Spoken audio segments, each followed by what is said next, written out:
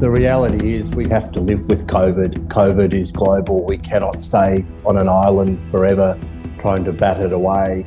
That's the cold, hard reality. I think it's better on all fronts, including the economy, to try and maintain zero COVID, which is essentially what states and territories and the federal government has been doing. I don't think it's a viable policy for too long. Yeah, well, that's good short term, but what happens when we have to accept that it is going to be endemic? The community at the moment, proportions of the community really want zero COVID, but other people are getting to the point where they are willing to accept a few cases in the community, I think. I've lived in Melbourne my entire life and I've never seen it quite like this. I'm here at the MCG at 7:30pm on Saturday night, and it's time to start the Dreamtime game between Richmond and Essendon, one of the biggest games on the AFL calendar, and normally there'd be close to 100,000 people here, but tonight it's empty. Victoria has about 4 to 5 new COVID cases a day at the moment, and we're in lockdown. In contrast, the UK is reporting more than 3,000 new COVID cases a day. Yet their citizens are out and about without masks, even going to the cricket. 75% of the adult population have already had their first vaccine dose. Meanwhile, the United States is planning to declare victory over COVID on July the 4th. It's Independence Day, when it hopes to have 70% of the population vaccinated with at least one dose. We need everyone across the country to pull together to get us over the finish line. I promise you, we can do this. The death of hundreds of thousands of people in America and the UK no doubt impacted the urgency and the speed of the vaccine rollout there. But while the vaccine is now the primary tool of defence in those countries, Australia mostly relies on the same thing it always has: aggressive suppression. That is, zero COVID. If we let this thing run its course, it will explode. We've got to run this to ground, because if we don't, people will die. So what's life going to be like for Australians as we try to catch up? And are lockdowns going to be a part of life for the next year?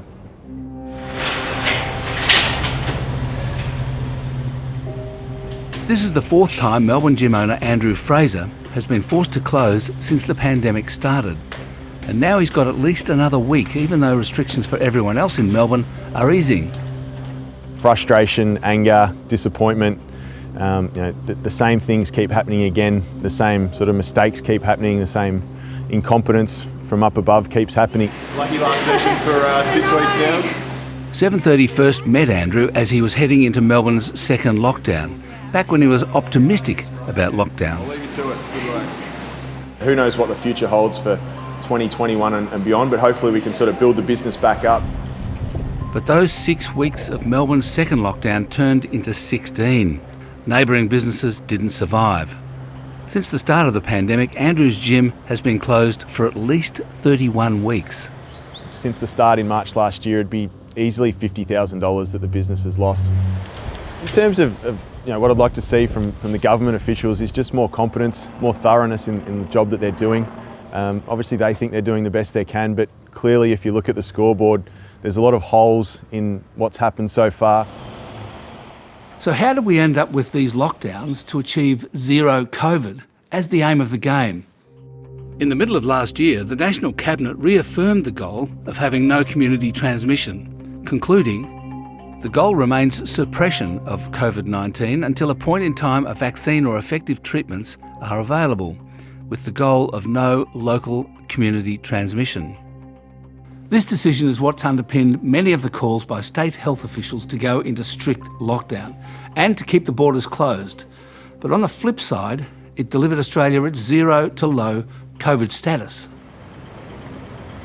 We stumbled our way to COVID zero, Australia did, especially in the early days. We found ourselves with an aggressive suppression strategy leading unexpectedly to elimination in a bunch of states and territories.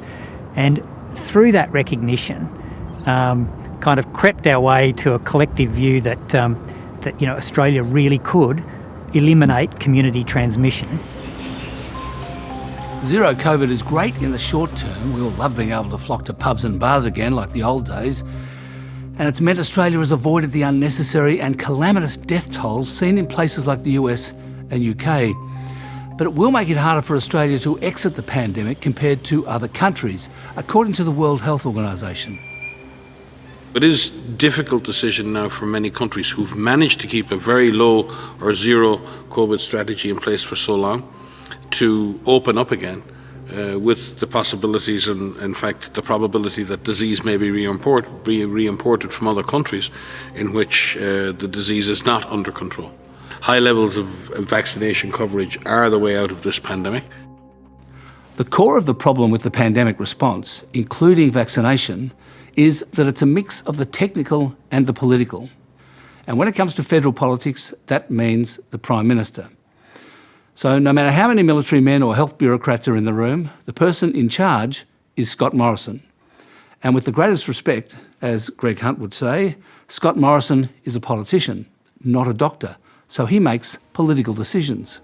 Not unlike the type of payment. Since the start of the pandemic, the Prime Minister has been a critic of state lockdowns and border closures. We need to restart our economy.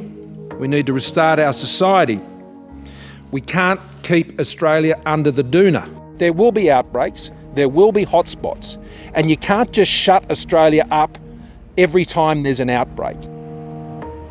But at the same time, the federal government has kept our national borders closed, and this year's budget forecasts that they won't reopen until the middle of next year. I understand that everyone is keen to get back to a time that we once knew. The reality is we're living this year in a pandemic that's worse than last year. I understand that we want to be able to prepare to get us in a place that when it's safe to do so, that we can make changes in there. But right now it's not safe to do so.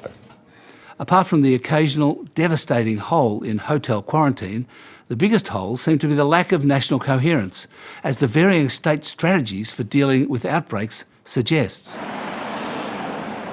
Every outbreak is different. And that's why the public health advice, whether it's in WA, New South Wales, South Australia, Queensland, here in Victoria, the public health advice is dealing with the situation on the ground.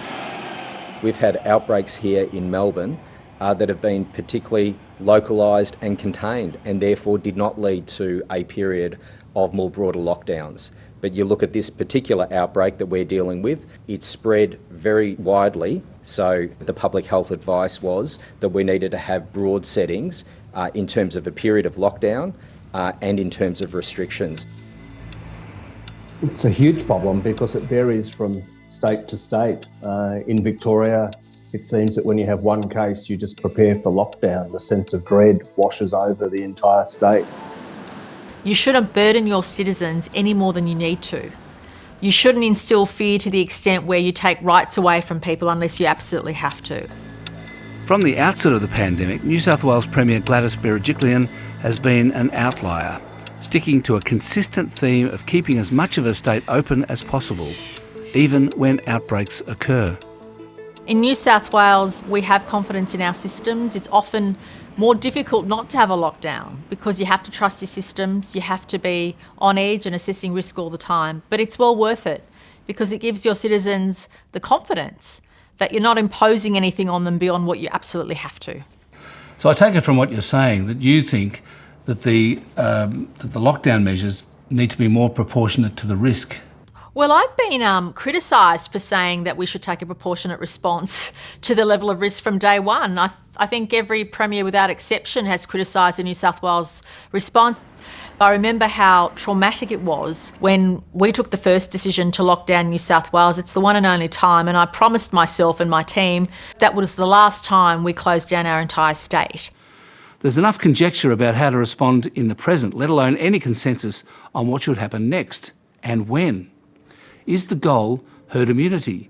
If so, how many people will have to be vaccinated for that? And does each state have to be in agreement on that figure, or should the federal government make the call? Well, the experts advise me that it's between 75 to 80% is a safe number, and that's why I've said from the outset that New South Wales wants to get 10 million jabs done as soon as possible. That equates to about 5 million people being vaccinated in our state. Once we get to 10 million jabs, we can have those conversations about what it means when our borders open, what it means for people who are vaccinated, what it means for people who aren't vaccinated. We've been lucky or successful at virtual elimination on and off. There's no question in my mind, it's all about vaccination. And I think the government believes that too. I think even the states are coming around to believing that, and I think they're starting to realise, particularly with this Victorian outbreak, that vaccination's the only thing that's going to help us through this. Let's take a step back. What is herd immunity? And how many people have to be fully vaccinated to achieve it? Herd immunity means that you prevent sustained community transmission. So you wouldn't see something like the Victorian second wave. You might see a small outbreak, but it'll never take off and keep circulating. You know, with the strain that was circulating last year, in a study that we've published in the journal Vaccine, we would need to vaccinate 66% of the population with a vaccine that's 90% effective in preventing all infection. The trouble is we no longer have just the strain that was circulating last year. We now have these highly contagious variants like the Delta circulating in the world, and even the Alpha, which took over in the UK. That changes it a bit. You need to use either higher efficacy vaccines or get higher population coverage. And we probably need more than 80% of people vaccinated with the best vaccine possible that prevents all infection.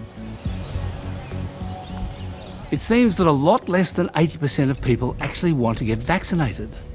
I think the most recent estimates of acceptance or intention to vaccinate is around about 68%, and that was data from May from the Australian Bureau of Statistics, and that's come down from about 73% in December, January this year. So we've had about a 5% drop in intention to vaccinate. So that means we have around about 30% of people who are either unwilling or refusing. The more people you get vaccinated, the more comfort public health have in the advice that they give to government in terms of how we respond to an outbreak. You look at other jurisdictions around the world, well over half of their population fully vaccinated.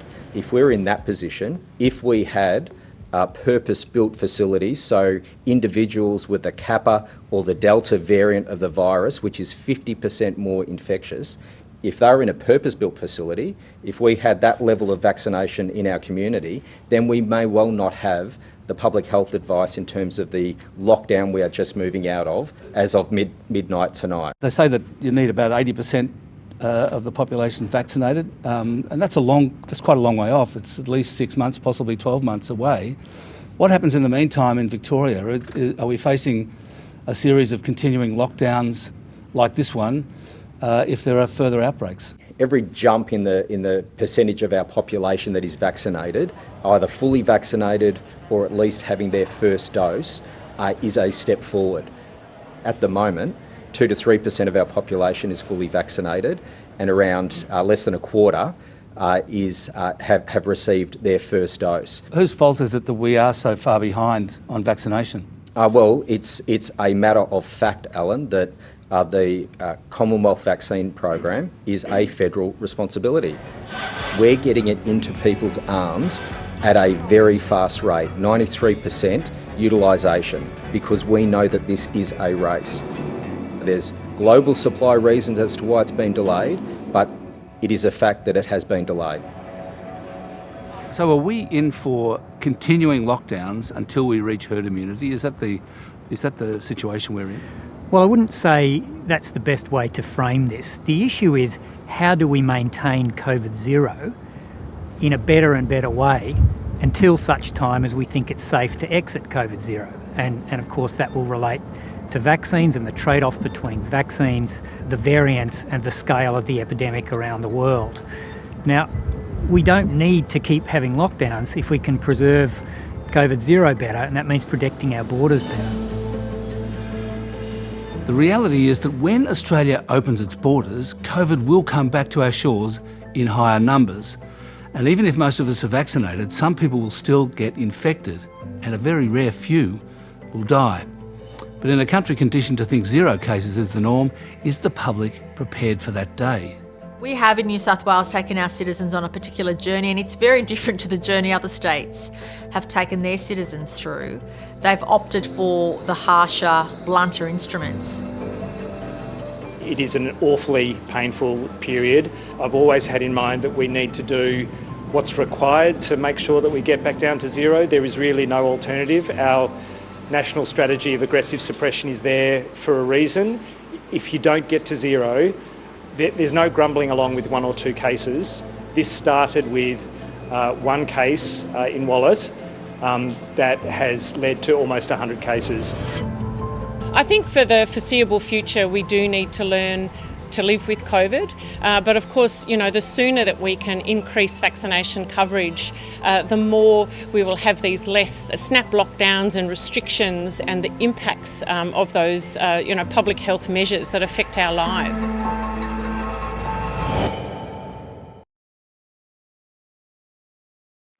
Hi, I'm Lee Sales. Thanks for watching this story. If you'd like to watch more of 730's stories, they are on the left of your screen. And tap on the button below to subscribe and get the latest from ABC News.